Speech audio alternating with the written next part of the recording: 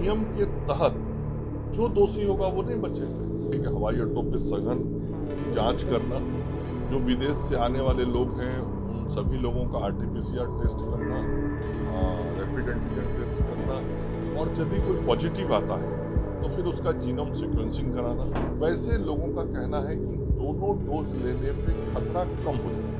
नमस्कार, Republican news देख रहे हैं आप। मैं हूं तनुज मासूम। बीजेपी के द्वारा सहयोग कार्यक्रम चलाया जाता था। इसी कड़ी में आज मंगल पांडे स्वास्थ्य मंत्री की बारी थी। स्वास्थ्य मंत्री बीजेपी कार्यालय में बैठे। सहयोग कार्यक्रम के दौरान कई फरियादियों के फरियाद भी सुने। इसी दौरान मीडिया ने जब उनसे सवाल किया मुजफ्फरपुर के अखफोरवा कांड पर, जहां 60 लोगों से अधिक लोगों की आंखें मोतियाबिंद के ऑपरेशन के दौरान इन्फेक्ट हुई थी, कई की आंखें चली भी गई। इस मामले पर मंगल पांडे ने साफ तौर पर यह कह दिया है कि जो दोषी डॉक्टर होंगे, जांच के बाद जितने लोगों पर भी दोष ये आरोप सिद्ध हो पाएगा उन तमाम डॉक्टरों पर और अस्पतालों पर सरकार कार्रवाई करेगी। वहीं ओमिक्रॉन को लेकर मंगल पांडे ने कहा है कि ओमिक्रॉन से लड़ने के लिए बिहार पूरी तरह से तैयार है, लोगों को डरने की ज़रूरत नहीं है। और साथ ही साथ वैक्सीन जो लोग नहीं लिए हैं उनके लिए भी मंगल पांडे ने अपील किया है कि वैक्सीन ज़रूर लें, और जिन्होंने पहला डोज ले लिया है वो दूसरे डोज का समय आने पर डोज ज़रूर लें। सुनिए क्या कुछ कह रहे हैं स्वास्थ्य मंत्री मंगल पांडे।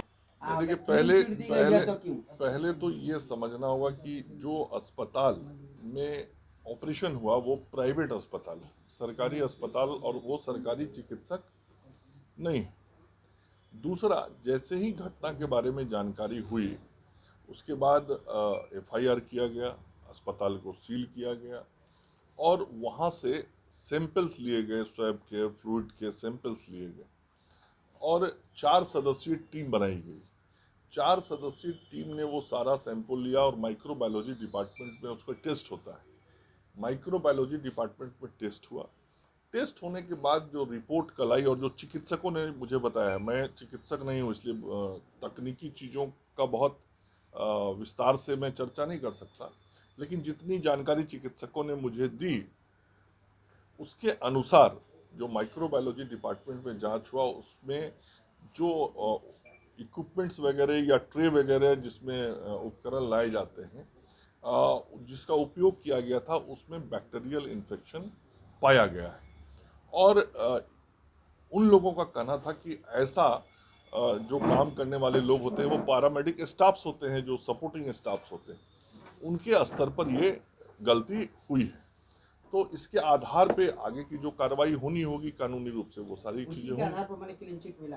जो रिपोर्ट होगा कि जो माइक्रोबायोलॉजी डिपार्टमेंट का रिपोर्ट होगा वही रिपोर्ट ना आधार होगा किसी भी आगे की कार्रवाई के लिए। एक डॉक्टर 65 लोगों का ऑपरेशन किया है। मेडिकल काउंसिल ऑफ इंडिया के बाद नियम में मंत्री जी मात्र एक डॉक्टर 25 लोगों का ऑपरेशन कर सकते हैं, तो फिर 65 क्यों हुए? जितने नियमों की आप जानकारी दे रहे हैं, जो चिकित्सकों का जांच दल बना है, निश्चित रूप से चिकित्सक जो हैं उन सारे नियम कानून के आलोक में ही आगे की कार्रवाई के संबंध में अपना मंतव्य देंगे।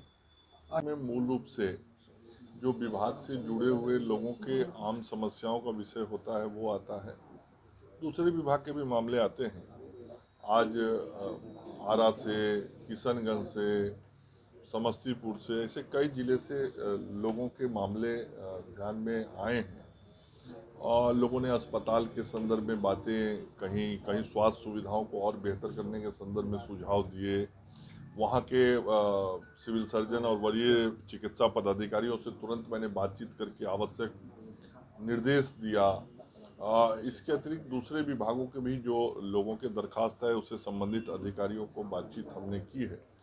कुल मिला के हम लोगों का ये प्रयास होता है कि इस सहयोग कार्यक्रम के माध्यम से आम लोगों की कठिनाइयों को हम प्रत्यक्ष रूप से दूर करें और संबंधित अधिकारियों के ध्यान में, संज्ञान में विषयों को ला दें ताकि आम आदमी जो है उसके समस्या का निराकरण हो सके। और आज ऐसे ही कई मामले आए जिसका निराकरण यहाँ से किया गया है और कुछ विभाग से संबंधित विषय थे जिनका निराकरण विभागीय स्तर पे किया जाना है, तो वो विभागीय स्तर पे किया जाएगा। उसका आवेदन मैंने लेकर रख लिया है। तो इस तरह के सारे आज मामले आए। अरवल में जो सर टीकाकरण बढ़ाने के लिए जो नाम में जो हेराफेरी हुई है, टेस्ट के नाम।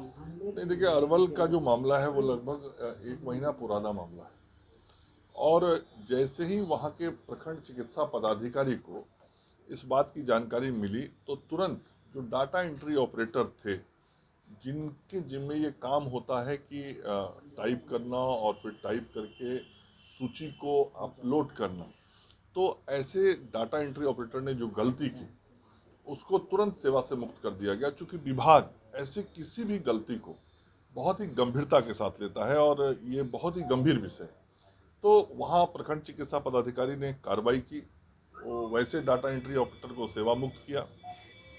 और जब यह बात और बढ़ी और कल मैंने जिलाधिकारी अरवल से, सिविल सर्जन अरवल से बात किया और मैंने ये निर्देश दिया कि उन लोगों पे जो दोषी लोग हैं उन लोगों को सेवा मुक्त किया गया, उन लोगों पर FIR भी किया जाए, और साथ ही अरवल जिला के अन्य अस्पतालों में देख लिया जाए कि यदि कहीं किसी ने कोई गलती की हो तो उसको चेक कर लें।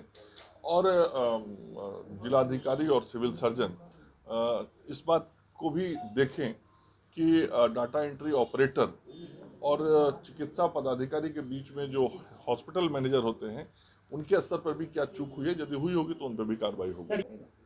फिर आप समझने की कोशिश कीजिए कि माइक्रोबायोलॉजी डिपार्टमेंट में वहाँ के सैंपल्स गए, तो जो उस लेबोरेटरी से जांच रिपोर्ट आएगा उसी के आधार पे ना आगे कार्रवाई होगी, वो होगा। और जो डॉक्टर 25 से ज़्यादा जो ऑपरेशन कर दिए, जो भी नियम है उस नियम के तहत जो दोषी होगा वो नहीं बचेगा। जातीय जनगणना को लेकर क्या कह रहे हैं? नीतीश जी तो बोल दिए हैं कि जातीय जनगणना। कि मेरे प्रदेश अध्यक्ष जी के संज्ञान में सब विषय है और माननीय उप मुख्यमंत्री जी को भी सब बात बताया गया है, तो हमारे दोनों नेता हैं, दोनों नेता बातचीत करेंगे।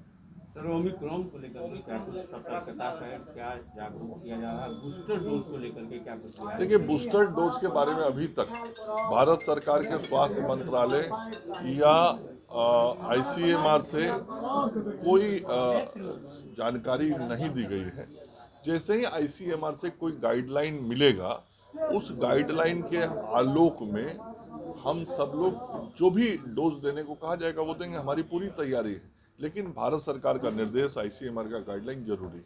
सर, ओमिक्रॉन को लेकर बिहार में क्या तैयारी की गई है? देखिए, ओमिक्रॉन को लेकर जो मुख्य रूप से तैयारी की गई है कि हवाई अड्डों पे सघन जांच करना, जो विदेश से आने वाले लोग हैं उन सभी लोगों का RT-PCR टेस्ट करना, रैपिड एंटीजन टेस्ट करना, और यदि कोई पॉजिटिव आता है तो फिर उसका जीनोम सीक्वेंसिंग कराना। और जीनोम सीक्वेंसिंग का लैब भी बिहार में शुरू हो गया है, जो देश के कुछ ही राज्यों में है। और इन सारे चीज़ों के बाद यदि पॉजिटिव आएगा तो फिर उसका ट्रीटमेंट करना। तो इन सारे पहलुओं की पूरी तैयारी की गई। सर, ओमिक्रॉन को लेकर के लोगों में डर है कि डबल वैक्सीन लेने के बाद भी अगर ओमिक्रॉन हो जाता तो क्या ऐसा पॉसिबिलिटी है? नहीं, देखिए, जैसा चिकित्सकों का कहना, मैं चिकित्सक नहीं हूँ, लेकिन जैसा चिकित्सकों का कहना है और जो चिकित्सा क्षेत्र के विशेषज्ञ हैं, जिसको हम साइंटिस्ट कह सकते हैं हेल्थ सेक्टर के, वैसे लोगों का कहना है कि दोनों डोज लेने पे खतरा कम हो जाता है। तो सबसे पहले तो आप लोगों के माध्यम से मेरा राज्य की जनता से यह आग्रह है कि फर्स्ट डोज सब लें, और जिनके सेकेंड डोज का समय आ गया है वो जाके सेकेंड डोज लेना ना भूलें। रिपब्लिकन न्यूज से जुड़ने के लिए सब्सक्राइब बटन दबाकर चैनल को सब्सक्राइब करें। नोटिफिकेशन प्राप्त करने के लिए यहाँ बेल को दबाएं। वीडियो अच्छा लगे तो लाइक करें और दोस्तों के साथ शेयर करना ना भूलें।